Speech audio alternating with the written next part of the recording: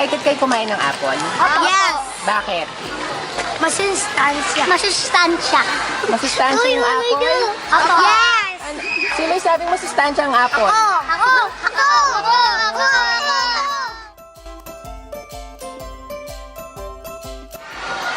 Oh, Mikey Bustos in the house. Hello!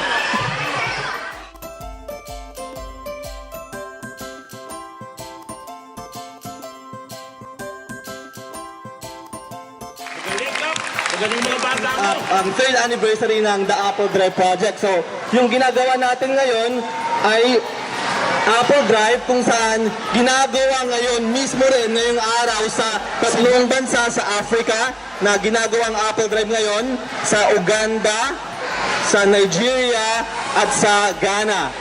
Tapos meron ding tatlong bansa pa sa Asia, sa Malaysia, sa India at 2 location sa Pakistan.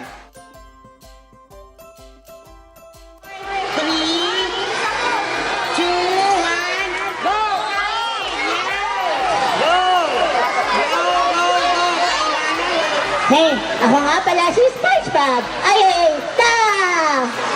Oh, ako naman si Patrick. Kamusta ka mo mga bata? At ako naman si Squidward. At ako naman si Mr. Krabs. Ay, ay, ay, ay, ay, ay. Yay! Diba? Para tanggalan germs. Okay. Rinse na ang hands. We're sharing ice. We're sharing ice. Viva halo halo. Make some halo halo.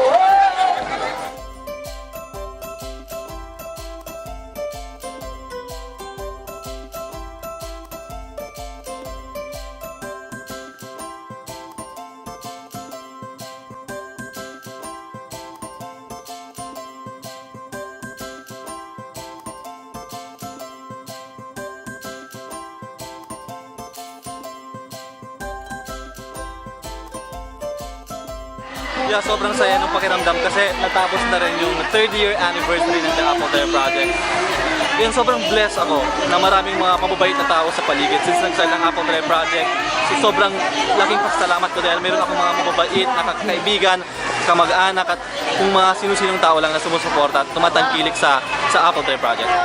Hopefully, nasa darating pang mga susunod na celebration ng Apple Drive, lalo itong lalago.